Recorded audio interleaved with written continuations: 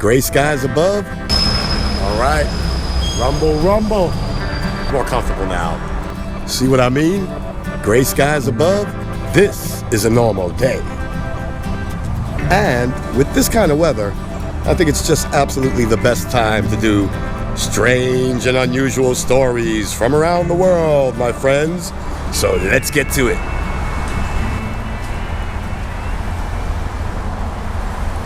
Hello, everyone. Hope you're having a wonderful day. As you can see, the weather has gone back to our regular pattern of rain and storm and wind and lightning, and I'm much more comfortable now. I like it when things are normal, and that, unfortunately, is normal for this time of year. So, as crazy as it sounds, this weather makes me feel better. Anyway, today we will do our strange and unusual stories from around the world. I think the weather is very befitting. I like when it's a little evil and dark kind of out. It matches the strange stories a little better. Our first story comes to us from Cambodia. A 29-year-old man. Unfortunately, poverty in Cambodia is at a very high level, and so people are forced into doing things that they would rather not do probably in life. Now, don't get the wrong idea. This is nothing like you're probably thinking. What this 29-year-old man, young man, was up to was he was actually gathering bat guano for fertilizer. For those of you who don't know what bat guano is, that is droppings, poop, bat squat. It's actually an excellent form of fertilizer that the farmers there in Cambodia are very accustomed to using. Well, this young man, he was going about his routine, squeezing into the smallest caves, because as you can imagine, in the smaller, tighter caves, you're going to have a much larger mass of droppings to collect. So it made sense to me, but take a look at the rocks he tried to squeeze between.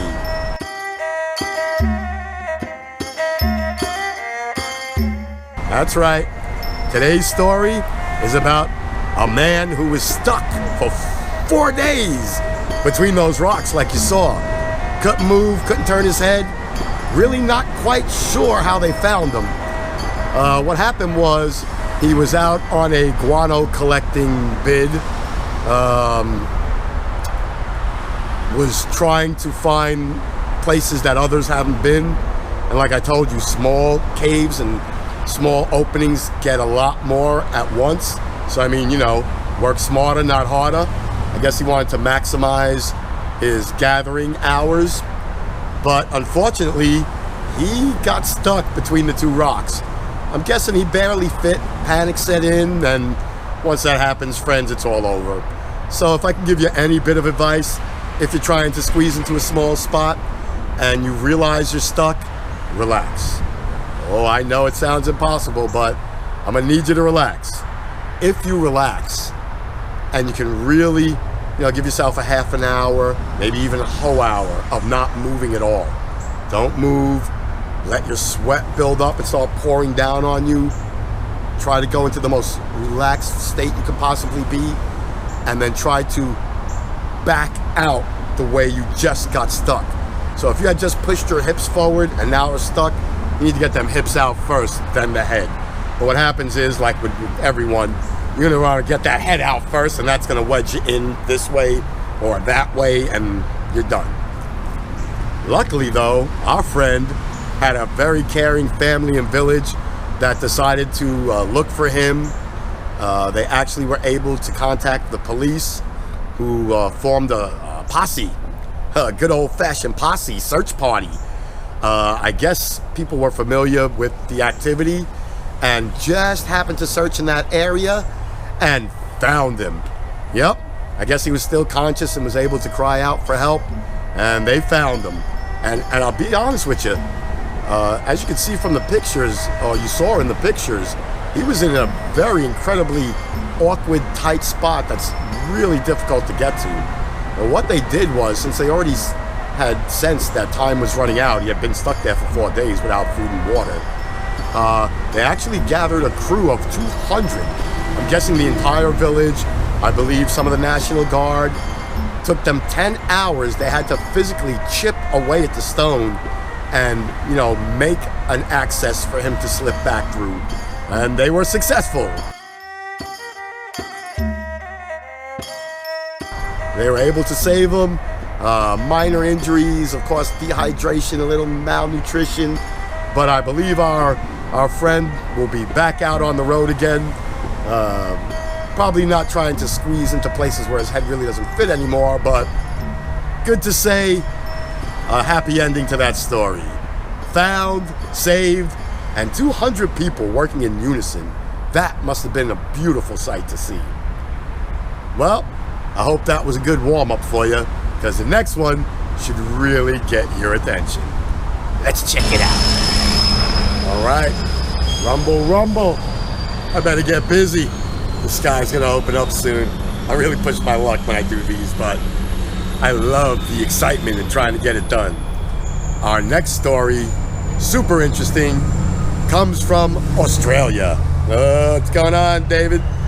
I got a couple of YouTube buddies that live down there, and they always tell me that they have quite the interesting stories to share sometimes.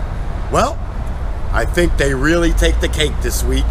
It was the story that got me started on my quest for great stories this week. This particular story comes to us from Melbourne. Everybody knows Melbourne, right? Right, mate? We all know it? Well, they have some very interesting hospitals and procedures there, which I'm always looking into. Anything medical catches my attention immediately.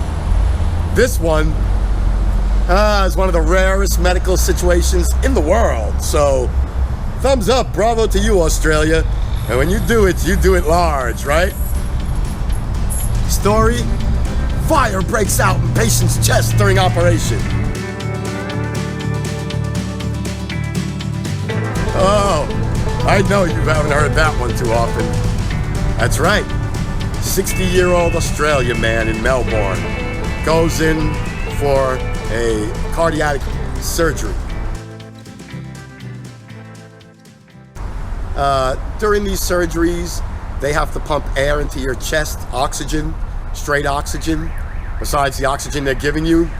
And what happens is, I think there's only been 6 recorded cases ever, but sometimes your lung sacs, of course, hold oxygen. They're pumping oxygen into your lungs. Well, there will be a cavity that will form a barrier between your body's natural oxygen, the gases they pumped into you, and the oxygen that they're using to keep you alive during the surgery. Especially during, cardiac surgery, your heart many times is not pumping. They have you on a respirator or an artificial heart, and so they're just passing air, oxygen, straight oxygen through your heart.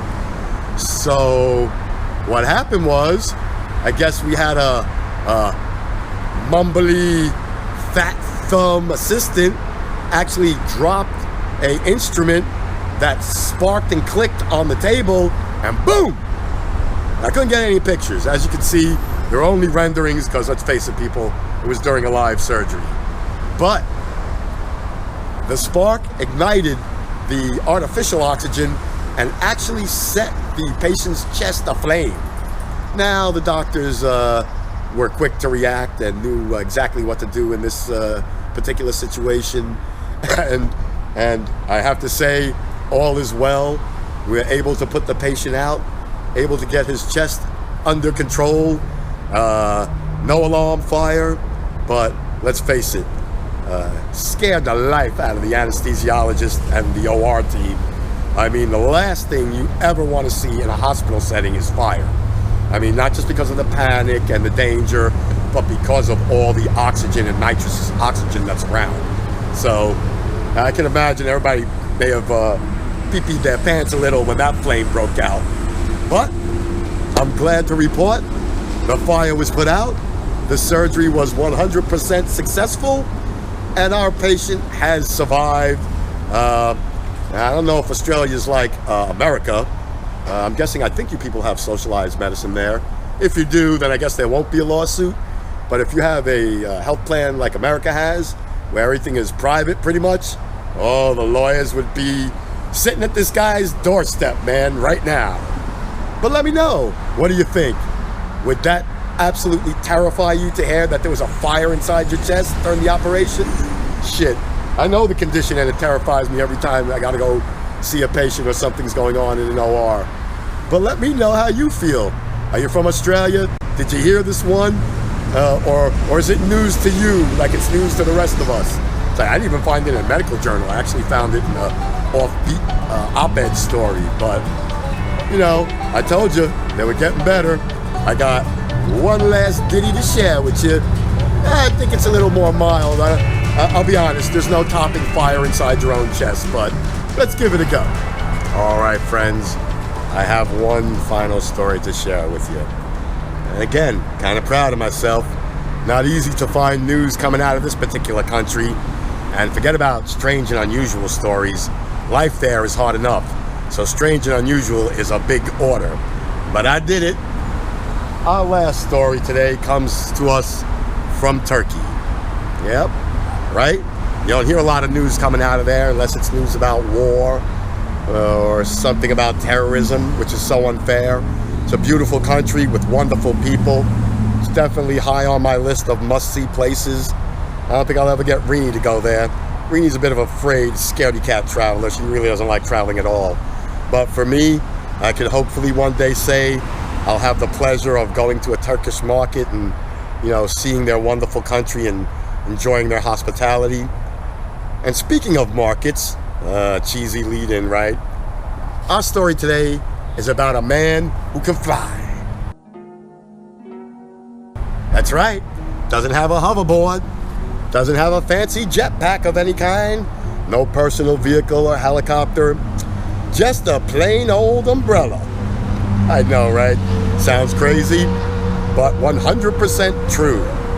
You see, at one of the regular open air markets that they have in Turkey, you know, a lot of these countries have these wonderful open markets, spice markets and, you know, precious metal markets and just basic markets in general for every kind of need.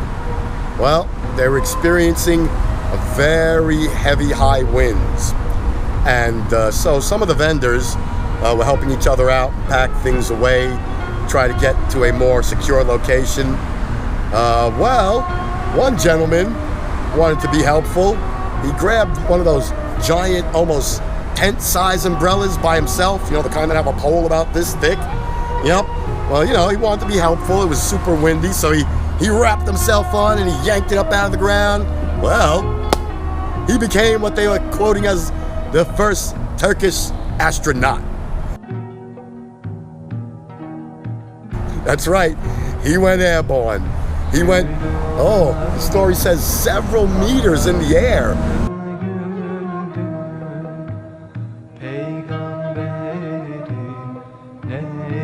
So I'm guessing 3 to 5 meters in the air before he let go. Somewhere between 10 and 15 feet and fell back to earth. Eventually, the rogue umbrella did find its way back to its owner. Our first Turkish astronaut made a name for himself. Massively viral video. Been looking for it. Hopefully to share with you guys. At time of filming, I'm not sure whether I was able to find it. At time of filming, I have not, but I will not be giving up that easily. Come on.